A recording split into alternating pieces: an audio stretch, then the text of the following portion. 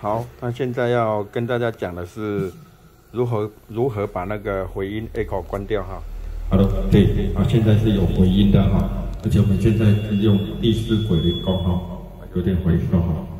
那我们第四轨回音的话，很简单，把这个红色的，安尼，二调就无啊，扭转起来就无啊。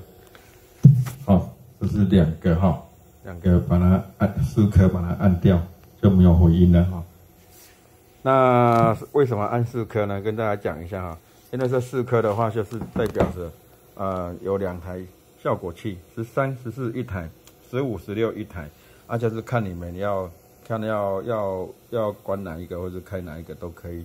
这个数据已经调好了，这个是开关这个只是开关而已哈。全部开全部关的话，就是麦克风就不会有回音，要回音的话就这样子调就可以了。那要记住就是要把它切换到那个什么，对，89到16，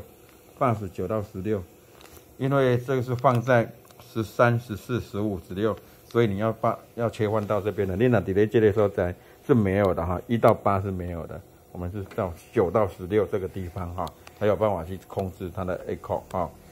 安尼都有啊，安尼都有 echo 啊哈，底下89到16这个所在然后关掉，然后打开如果在这边没有那来加有哈。